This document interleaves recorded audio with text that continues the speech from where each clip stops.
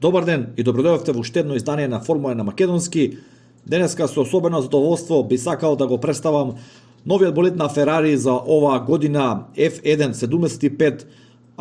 Одличен, интересен, иновативен, би рекол малку радикален дизајн од тоа што дозволуваат правилата во новата ера на Формула 1.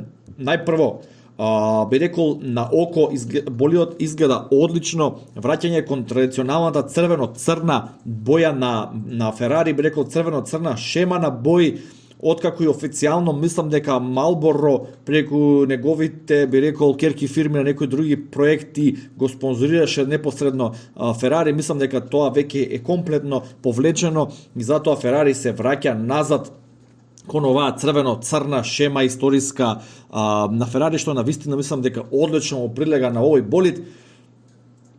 Гледаме неколку интересни иновативни решенија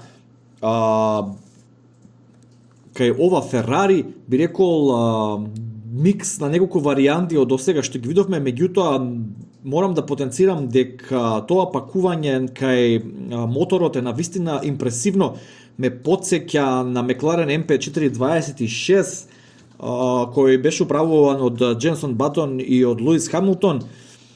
Една интересна изведба, би рекол, и на предното крило гледаме таму носот буквално до самата можна максимална граница, истакнат напред. Мислам дека тој отвор напред служи за ладење на кокпитот, како и кај некои други болиди што сме ги виделе, меѓутоа останува да видиме дали има некои канали од оздоле. Тоа не може баш добро да се види од овие снимки и од овие фотографии кои ги имаме првични достапни, меѓутоа интересен, агресивен дизајн, отворите за ладење, би рекол прилично стандардни, меѓутоа тоа што е позади нив е навистина импресивно. Може да ги видите од овој агол, значи од другата страна колку се тие длабнатини големи, а овде ги имаме обележано со плава боја.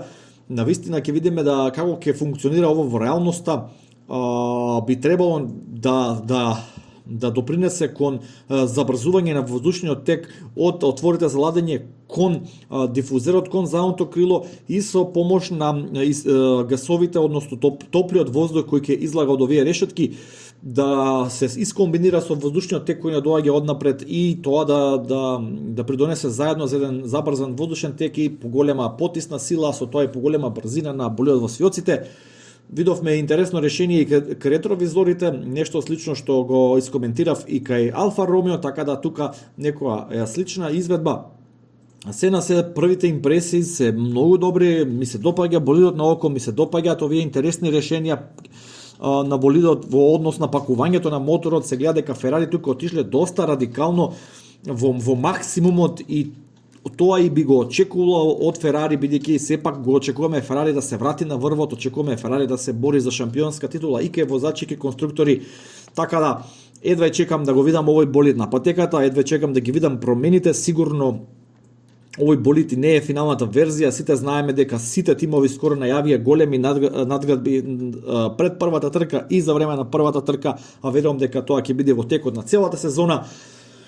Па, со среќа фанови на Ферари, ви посакувам успешна година и би сакал да го слушнам вашето мислење. Што мислите за овој болид на Ферари, за шемата на бој, за изгледот и какви очекувања имате за престојната сезона? Како и секогаш ви благодарам што го следите каналот Формула на Македонски. Лайк, шер, субскрајб и се гледаме во некоја следна прилика. Поздрав!